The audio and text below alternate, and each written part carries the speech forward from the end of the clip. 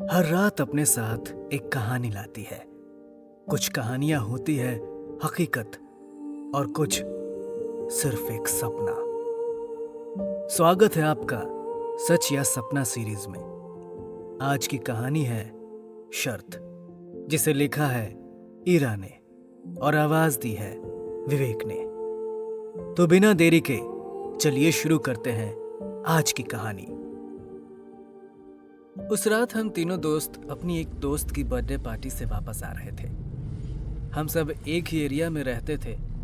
Party से निकलने में ऑलरेडी काफी देर हो गई थी, इसलिए हमने शॉर्टकट लिया। हम खूब मजाक मस्ती करते हुए जा रहे थे और हमारे ग्रुप के एक लड़के का मजाक उड़ा रहे थे कि कैसे वो हर बात पर शर्त लगाता है। एक्चुअली शर्त लगाना उसकी आदत थी। हमने जो शॉर्टकट लिया था वहाँ थोड़ा आगे जाके एक बिल्डिंग थी जो कई सालों से बंद पड़ी थी। आसपास के लोग कहते थे कि ये बिल्डिंग मनहूस है। जो भी इस बिल्डिंग में फ्लैट लेता है वो कभी खुश नहीं रहता, और बिल्डिंग का 7th फ्लोर तो हॉन्टेड माना जाता था। जब मेरी नज़र उस बिल्डिंग पर पड़ी तो मैंने कह दिया कि अगर चंदन यहाँ होता तो ज़रूर इस बिल्डिंग पर शर्त लगा देता। मेरी बात सुनकर एक दोस्त ने बोला, तू बड़ा हंस रहा है, हिम्मत है तो तू जाके देख ले बिल्डिंग के अंदर। हाँ मैंने भी जोश में अंदर जाने की तैयारी शुरू कर दी।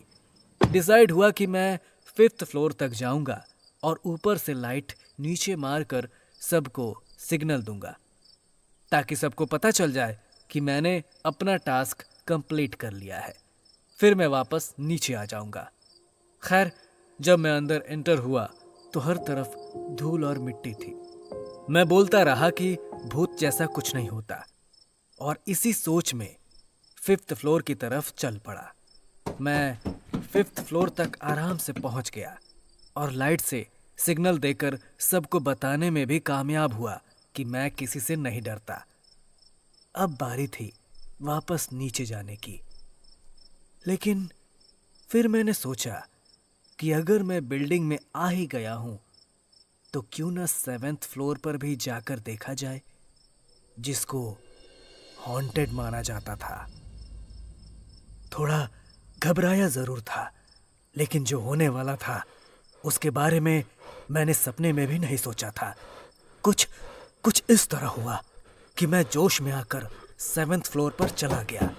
वहां सब नॉर्मल लगा। मैंने एक दो बार आवाज भी दी कि अगर कोई है तो मेरे सामने आ जाए, क्योंकि मैं इन सब चीजों पर बिल्कुल यकीन नहीं रखता था।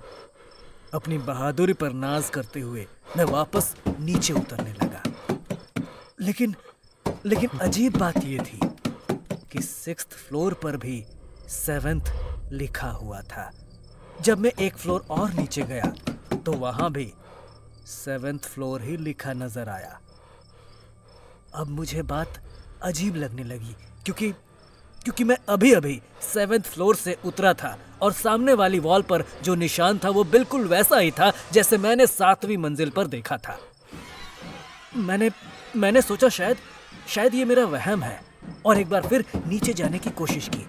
लेकिन जितनी बार मैं कोशिश करता, मैं 7th फ्लोर को क्रॉस ही नहीं कर पा रहा था। नीचे जाने के बजाय मैं वापस वहीं पहुंच जाता जहां से मैंने चलना शुरू किया था। फोन में नेटवर्क भी नहीं था, इसलिए मैं किसी को कॉल भी नहीं कर सकता था। मैंने काफी बार नीचे जाने की कोशिश की, लेकिन नाकाम रहा। ये जो कुछ भी हो रहा था वो मेरी समझ से बिल्कुल परे था। कोशिश करते करते मैं वहीं बेहोश हो गया। होश में आने के बाद मेरे दोस्तों ने बताया कि जब मैं काफी देर तक बाहर नहीं आया तो उन्होंने मुझे कॉल्स किए, लेकिन मेरा फोन नॉट रीचेबल था, इसलिए वो खुद मुझे ढूंढते हुए बिल्डिंग में आ गए। उन्होंने मुझे 7th फ्लोर पर बेहोशी की हालत में पाया। मैं आज तक समझ नहीं पाया जो कुछ भी उस दिन हुआ वो आखिर क्या था, सच या सपना।